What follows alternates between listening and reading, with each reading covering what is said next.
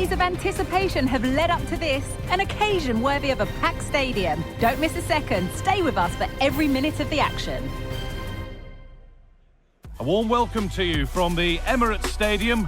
I'm Guy Mowbray to bring you commentary along with England legend Sue Smith. And every reason to believe we're in for an entertaining match here. It's Arsenal and they play Leeds United. Hello there, welcome back to Armchair Armory, and we are well and truly up and running in the Premier League. Well, Arsenal season in general. I'm buzzing because this transfer window has been mad for Arsenal. Before I get into the game that I'm previewing, which is Leeds United on Saturday, 24 hours, I think I even said it after the Man United game, that Eberechi Eze of Crystal Palace was on the verge of going to Spurs, and literally within the last 24 hours Arsenal swooped in and hijacked the deal. We're getting Eze, a player that like I've admired for a while, and I've been like, I'd love to see him at Arsenal. I didn't actually know he was part of our academy at one point. He left when he was 13. But yeah, like I actually think now that it's official, here we go from Fabrizio Romano, the quote unquote Ornstein bomber, whatever you want to call it. That's out there now. It's definitely happening. Crystal Palace are playing tonight in a Conference League qualifier, which in itself is, I mean, from their point of view, it's absolute rubbish, just because, yeah, they got penalised by UEFA because their part owner owns shares in Lyon as well, who are also in the Europa League, and it had something to do with like the ownership can't, or anyone involved in the hierarchy of the club can't have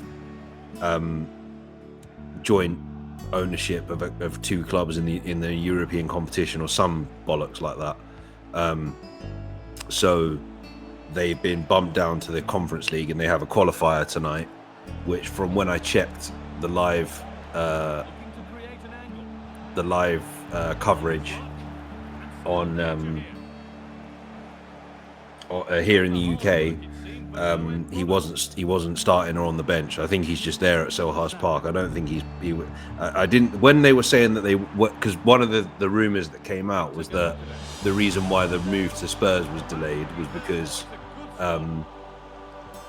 Glasner and the Crystal Palace hierarchy wanted him to play in the game tonight, but I think that was just a stalling tactic because they knew Arsenal were on the horizon. This is almost as big as what happened with Sol Campbell back in 2001 or whenever it was. Yeah, it's pretty crazy. And I think I'm not going to sit here and say that that's going to put, because I know there's been a lot of questions over the last 12 hours or so of whether this will take Arsenal to the next level and whether this is going to make us definitely favourites for the title and all this sort of stuff. I think he definitely makes us better. I think this is the versatility that the manager and the squad needs. I don't know whether he pushes us to the level where we would be able to take on Liverpool and Man City, etc. Although, you know, the only team after the first week of the Premier League that looked like they've got something about them was Man City. But then again, Wolves gave up after 2-0. After City went 2-0 up, Wolves just sort of was like, oh, well, it's damage limitation now. And they ended up conceding 2 more goals. So yeah, it's definitely interesting. Definitely an interesting definitely an interesting transfer window. Andrea Berta, I didn't know, apart from the fact that he came from Atletico Madrid, and I heard about the reputation of him orchestrating deals like Griezmann and all that. Oh man, this has changed everything. And if somehow we can manage to get, you know, some sales done as well, this would be one of Arsenal's best transfer windows in the Emirates era, I'd say. I'm not gonna sugarcoat it or try and be nuanced here. I think that's if we manage to get players like Lokonga and Fabio Vieira and players like that out the door and get some reasonable money for their value in. Crazy. I can't wait for him to be unveiled. I was actually more excited about him than I was about Eze than I was Gyökeres. Like, I was excited about Gyökeres. I actually got that news while I was on the toilet to show my embarrassment there. But yeah, the Eze news, it was just as I was about to go to bed last night, and I saw the Ornstein tweet saying that like we'd gone in for him and it looks like it's going to happen. And then I checked my phone just before I went to bed. I think I checked Instagram and I saw the Eze picture of him doing that and in the Arsenal, like superimposed with the Arsenal kit. And then here we go. And I was like, let me just check to make sure this is actually Fabrizio Romano, because I think about 2.5 weeks before the Gyökeres deal was done, there was a parody account that did the here we go thing with Gyökeres. And it was indeed Fabrizio Romano, the official account. And yeah, done deal. We are signing Eze. Probably going to be our new number 10. As in the number 10. I don't think he'll necessarily replace Ødegaard. But yeah, crazy. So, after the disappointing performance but great result against Manchester United last week, I've had my back and forth with Stefan, who's been on this channel over the game. I'm seeing him tomorrow, actually. Again, just to sort of recap on that, again, as I say, it was a poor performance. wasn't a great performance, but I think, especially going forward, it wasn't a good performance. I think defensively we were all right. I think Man United were what I sort of expected. I expected them to be a lot better than they were at the times we played them last season. I thought Mbeumo and Cunha would definitely make them better. It's yet to be seen whether they remain consistent, because you can't be saying too much after one game. But I felt like they were definitely better than I remember when we played. Even though they probably should have won the game at Old Trafford last season, they were definitely miles better than that as well. But I think when we got to 60-70 minutes and it looked like it wasn't happening for them, we just saw the game out and managed the game really well. But from an attacking perspective, it was a poor performance. You know, even players like Saka and Declan Rice were sort of nowhere to be seen. Again, I said it about Victor Gyökeres. I saw the fallout afterwards that everyone was saying that, oh yeah, he's a flop, he's a dud, this, that and the other. It's one game and he's only played an hour, maybe hour and 10 minutes in pre-season. I expected him to be substituted. I expected him to be on for a little bit longer for this game, but I expected him to be substituted.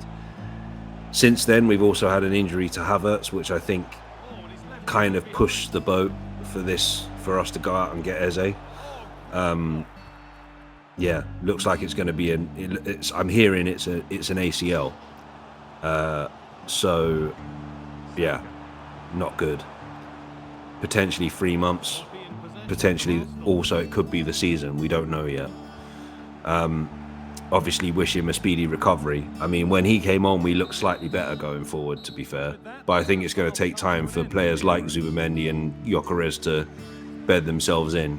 But let's see what happens. Obviously, Eze isn't going to play on Saturday against Leeds. I think you'll pretty much see the same lineup that started against Manchester United. Especially now Havertz is out. I thought that there might have been a potential that Arteta would think, well, let me go with what I know instead of what I don't know. Leeds' last result was obviously that 1-0 win over Everton on the first Monday Night Football of the Premier League season. I thought they looked all right, to be fair. But then again, I sort of agree with Jamie Carragher. I don't know because he said, I don't know whether it's how bad Everton were or how good Leeds were. And I think this will be the test. We'll see on Saturday whether they put in a similar performance, if that was the reason why they won the game. After the poor performance against Man United, though, in a way, this is like on paper a fixture that you want. You know, a home game against a newly promoted side. but forgetting that they were the best of the newly promoted sides because they walked the championship last season. So make of that what you will. If you do watch this video till the end, you'll see that I didn't find it easy playing them in EAFC on world-class difficulty. But yeah, we'll just have to see what happens. I mean, I think we should, again, on paper, we should win this game, but you never know with these sort of fixtures. With Liverpool around very much on the horizon the following week, on next Sunday. Yeah, we kind of do need to win this and get that 2-2. Let me check the other fixtures that are going on this weekend. So, Man City have got Spurs. Let's see. So Man City are playing Spurs in the 12:30 kickoff at the Etihad. Chelsea have got West Ham away at the London Stadium. And Liverpool play Newcastle at St James's Park on the Monday. Still without Alexander Isak, Newcastle that is. And maybe by then he'll be wearing a Liverpool shirt. He'll be leading the line for Liverpool. Who knows? Man United have got Fulham away. I'll be interested to see how that goes actually on Sunday. I want to see whether they follow up their performance against us with something similar. But yeah, Premier League well and truly underway.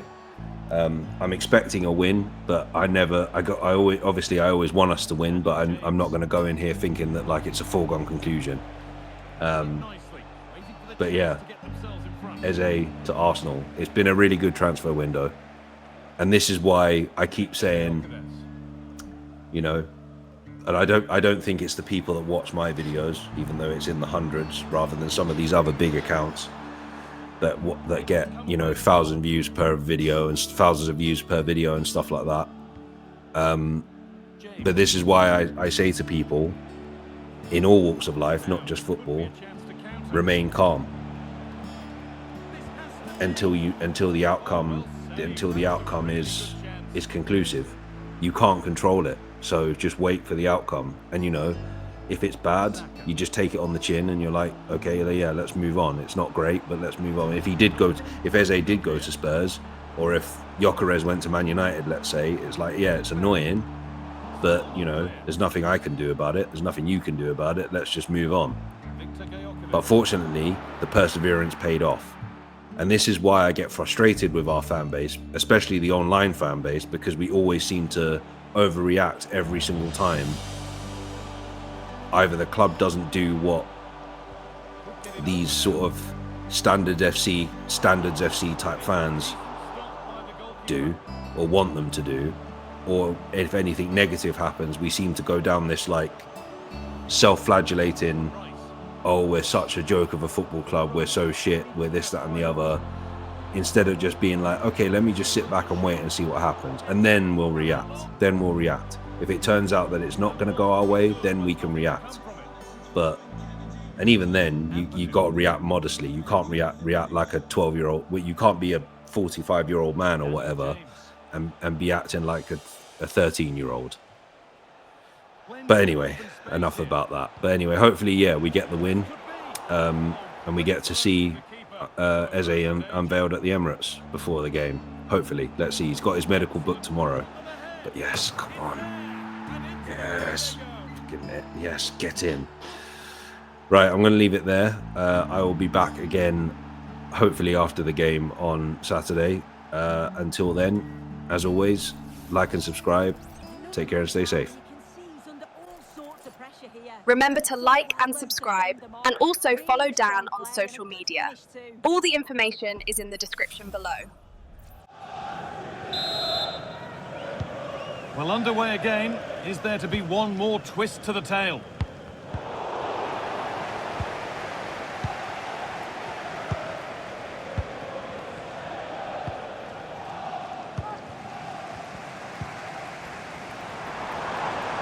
And a real sense of urgency here. Could they equalise from this? This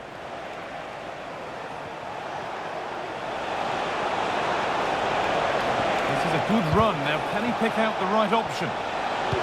Delivered into the middle. And it's been kept out to keep them in the contest. Yeah, if that had gone in, I wouldn't have seen a way back for them. Not much time left now, so...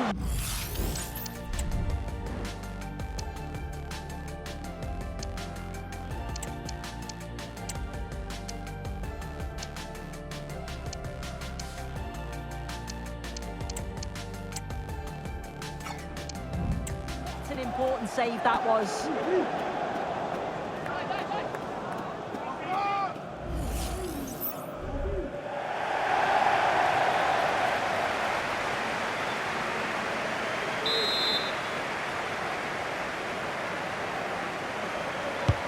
It's put into the middle. And that should do it. A 2-goal cushion to rest on until the end.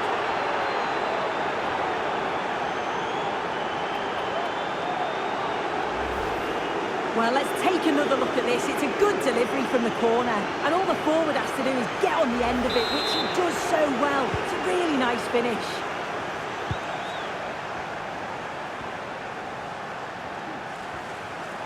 Pushing forward now to make the right choice. And that's been nicely won by the defence. James. Jayden Bogle. Well, maybe a bit of game management here. Time's starting to ebb away. Plenty of space to attack now. Oh, great work. What's next? Great chance here. If there were any doubts, there surely aren't any now. A truly dominant display. Well, here's the replay, and just look at the way he glides past the defender. Makes it look so easy, and it makes the striker's job relatively easy. All he has to do is make the right connection. It's a really good goal. And it's on now. So full time here, and not the result that Arsenal wanted. What about their overall performance, Sue? Well, they just weren't at the levels you expect from them. You can have one or two players not at the very best, but here it was the majority. It was all a bit lethargic for me, and I'm sure there'll be stern words said in the changing room later. Well, of all the players we've seen today, none have shone more brightly than he has. What are your thoughts on that performance, Sue? Yeah, he caused them a lot of problems off the ball, closing them down and never giving them a minute in possession. On the ball, he was brave and showed quality with his goals.